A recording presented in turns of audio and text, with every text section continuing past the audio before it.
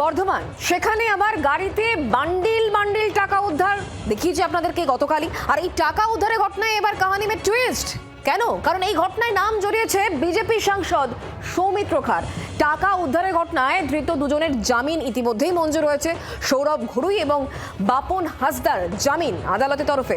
পুলিশের সাজানো ঘটনা প্রমাণিত এমনটাই দাবি করছে বিজেপি। পাল্টা বিজেপির দাবি দলদাস পুলিশের সাজানো ঘটনা। আসলে চোরের মায়ের বড় গলা। পাল্টা তৃণমূল কংগ্রেসের।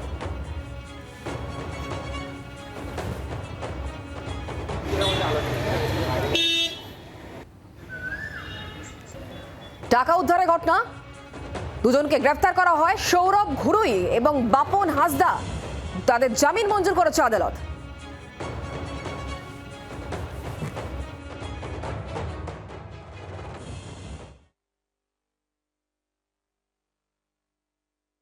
সিঙ্গেল ট্রানজাকশন এই পয়েন্টের উপরই অনারেবল কোর্ট কালকে এই অবজারভেশন দেন যে এটা একটা ইনকাম ট্যাক্সের কেস হতে পারে, কিন্তু এর জন্য কোনো বিএনএস বা পুলিশের এই মর্মে কোনো ইখতিহার নেই। পরবর্তীকালে আমরা দেখি যে মহামান্য আদালত দুপক্ষের সওয়াল জবাব শুনে এবং সমস্ত কাগজপত্র সিডি সব কিছু দেখে দুজনকে বেল দিয়েছেন 15 দিনের জন্য অন্তর্বর্তী জামিন। কথা বলবো অরূপ লাহা এই মুহূর্তে আমাদের সঙ্গে রয়েছেন, আমাদের প্রতিনিধি টেলিফোনে। অরূপ, যে দুজনকে গ্রেফতার করা হলো তাদের আবার জামিনও মঞ্জুর হয়ে গেল, কারণ পুলিশকে এদের বিরুদ্ধে যে তথ্য প্রমাণ সেই তথ্য প্রমাণ দিতে পারলো না। তাহলে দেখো অরূপ, তোমার কথা আমাদের কাছে স্পষ্ট হচ্ছে না, যদি একটু জায়গাটা পরিবর্তন করা সম্ভব হয়। অরূপ, দুজনকেই গতকাল বর্ধমান এবং রাতের দিকে তার জামিন হয়ে যায়। স্বাভাবিকভাবেই বিজেপি শিবির বা পদ্ম শিবির এটা ঘটনায় উল্লসিত এবং উচ্ছ্বসিত। বিজেপির তরফ থেকে বলা হচ্ছে যে ভুল খুব দুর্বল তথ্যচিত্র বা নাটক সাজিয়েছিল পুলিশ তৃণমূলের কথায়, এবং সেই কারণে তার জামিন হয়ে যায়। অর্থাৎ বিজেপি সাংসদকে কাঠগড়ায় তোলা বা তারকে কালিমালিপ্ত করার জন্যই তৃণমূল কংগ্রেসের দলদাস পুলিশ এই কাজটা করেছে। কিন্তু পুলিশের যে ভূমিকা সেই নিয়ে তৃণমূল কংগ্রেসের বক্তব্য হচ্ছে পুলিশ মানে পুলিশের মতো, আইন তো আইনের মতো। এখানে তৃণমূলের কথা আসছে কেন?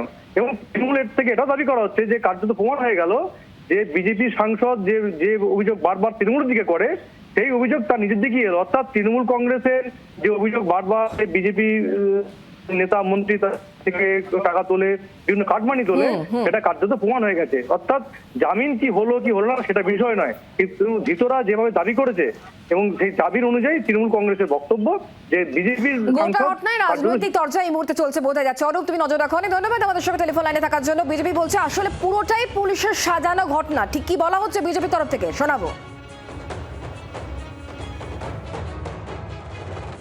তৃণমূল কংগ্রেসের দলদাস পুলিশ বারবার বিজেপি নেতাদেরকে বদনাম করার চেষ্টা করে। আর এই রাজ্যে বালিখাত, কয়লা, চাকরি কারা চুরি করে অবৈধভাবে টাকা ইনকাম করে সকলেই জানে। গত দুদিন ধরে পুলিশ তৃণমূল নেতাদের ইশারায় যে নাটক করতে চাইছিল, আমাদের সম্মানীয় সাংসদ সৌমিত্রদা এবং রাজ্যের অন্যতম সাধারণ সম্পাদক যিনি এই বর্ধমান বিভাগের দায়িত্বে আছেন, 28টা বিধানসভার এখন দায়িত্বে আছেন সংগঠনে, তাকে কালিমালিপ্ত করার চেষ্টা করেছে। বিজেপির বক্তব্য শুনলেন। পাল্টা তৃণমূল কংগ্রেসও কিন্তু সুর চড়াচ্ছে। তৃণমূল কংগ্রেসের বক্তব্য কি শোনাবো।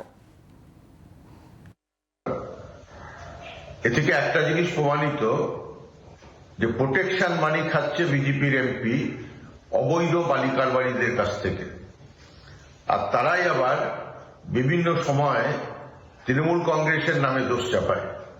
চোরের মায়ের বড় গলা। একদিকে রাজনৈতিক তর্জা চলছে, অন্যদিকে গতকালই কিন্তু পুলিশ সুপার যে দাবি করেছিলেন তার কি বক্তব্য ছিল সেই বক্তব্য একবার শোনাই আসুন। সৌরভ ঘুরুই এবং বাপন হাসদা, এবং তাদের পজিশন থেকে আমরা পাই প্রায় 6,49,000 টাকা। হৃদয় পাল নামে একজন ব্যক্তি ওদেরকে এই টাকাটা কালেক্ট করার জন্য পাঠায়, যিনি আমাদের এমপি বিষ্ণুপুর সৌমিত্র খান ওনার পিএ। তো এরপর আমরা ওদেরকে কেস রেকর্ড করি এবং ওদেরকে আমরা অ্যারেস্ট করি, এবং এই দুজন ব্যক্তিকে আমরা আজকে 10 দিনের পিসি রিমান্ড চেয়ে কোর্টে ফরওয়ার্ড করেছি। যারা যারা এই ঘটনার সঙ্গে যুক্ত আছে বা জড়িত আছে বা যা আছে আমরা খতিয়ে দেখছি, এবং যদি কেউ জড়িত থাকে আমরা সবার এগেনস্টে লিগ্যাল অ্যাকশন নেব। গোটা ঘটনায় নাম জড়ায় সৌমিত্র খা, বিজেপি সাংসদ, তার আত্মসহায়কের নাম জড়িয়েছিল এবং সেই সূত্রে সৌমিত্র খায়ের দিকে কিন্তু অভিযোগের আঙুল ছিল। সেই সৌমিত্র খা তিনি এই পুরো বিষয় নিয়ে কি বলেছেন শোনাবো। নোবেল প্রাইজ দেওয়া উচিত ওই অ্যাডিশনাল এসপি কে, কারণ তিনি 2 ঘন্টা 3 ঘন্টার মধ্যে সমস্ত কিছু তথ্য আবিষ্কার করে নিলেন। 28টা বিধানসভা দায়িত্বে আমি পেয়েছি, তাই বর্ধমান জেলা পুলিশ সুপার তারা এখন চেষ্টা করছে সৌমিত্র খায়ের দাগ দেওয়া যায় কি করে, কিন্তু চিত্রনাট্য খুব কাঁচা হয়ে গেল, কারণ আমি ছেলেগুলোকে আজীবনকাল চিনিও না আর কোনোদিন ফোনে কোথাও হয়নি। আর যার নাম করলে সে আমার কোনো কোনো পিএও নয় আর পিএসও নয়, একদম মিথ্যাবাদী, ওগুলো তো চোর, নিজেই তো বাড়ি চুরি করে। আর আমি আগামীকাল প্রাইজ দিতে যাবো যে তিনি 3 ঘন্টার মধ্যে এত বড় একটা ব্লেম দিয়ে দিলেন। বাংলার আওয়াজ, বাঙালির আবেগ, জি 24 ঘন্টা।